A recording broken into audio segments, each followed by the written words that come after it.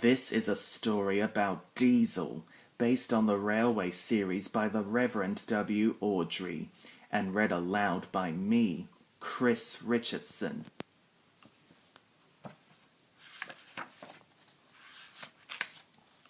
This is a story about Diesel, the diesel engine. He played tricks on other engines so no one liked working with him.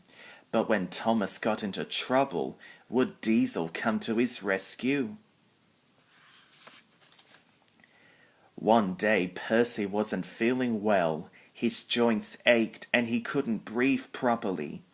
The Fat Controller came to inspect him. "You need to go to the works to be repaired," he said. "I'll have to get another engine to do your work until you're better." The Fat Controller phoned other railways to see if anyone could spare an engine. But the only available engine was Diesel. The Fat Controller didn't want to use Diesel because the last time he had worked at his station, he had caused so much trouble that he had been sent away in disgrace.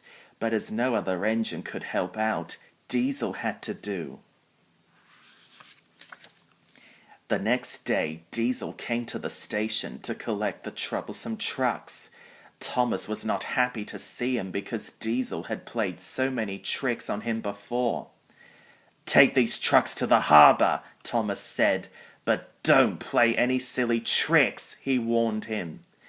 "Yes, Thomas, of course I won't play tricks. I'll do whatever I'm told," Diesel said slyly.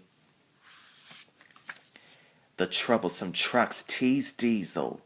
"Yes, Thomas, of course I won't play tricks. I'll do whatever I'm told," they said in Diesel's voice. Diesel was angry. "I'll teach you," he roared and bumped into them roughly, sending them flying into a siding. The trucks crashed through the buffers and slid off the track.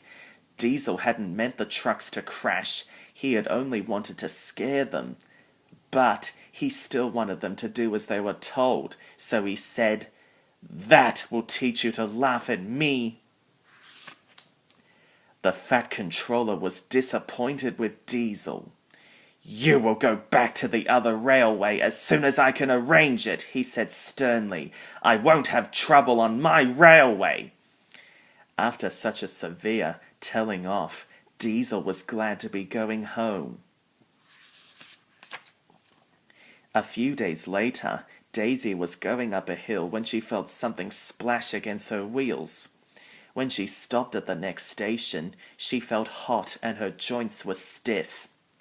"You've lost your oil," her driver said. "Bertie can take your passengers while we get you repaired." Thomas had to go over the hill where Daisy had spilt her oil. He was halfway up when his wheels started slipping on the oil. Suddenly, Thomas, Annie and Clarabelle slipped back down the hill. As they reached the bottom, Clarabelle's wheels bounced off the main track onto an unfinished siding. Her front wheels fell off the end of the track and sank into the mud. Thomas was left stranded across the main track. Diesel was at the next station, waiting to go home. He laughed when he heard what had happened, but then he realized Thomas was blocking the track so he couldn't get past. "Bother," Diesel said crossly. "I'll have to help Thomas or I can't get home." Workmen cleaned the oil off the tracks, then they put sand on them to help Diesel grip them. Diesel moved slowly forward and was coupled to Thomas. Wooden railway sleepers were put under Clarabelle's wheels so she could be pulled back onto the rails. "Thank you for coming to help, Diesel," said Thomas. "We could have been stuck here all day."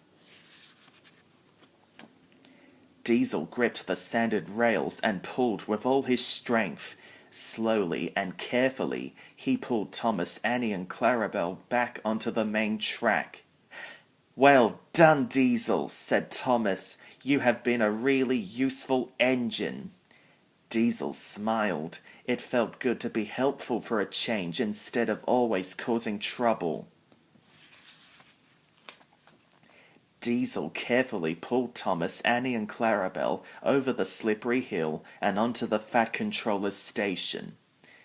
"Good work, Diesel," said the Fat Controller. "You've been so helpful today that I am happy for you to come back to work at my station." Diesel smiled. He was pleased that he was going home, but he was also glad that he could come back again to work for the Fat Controller.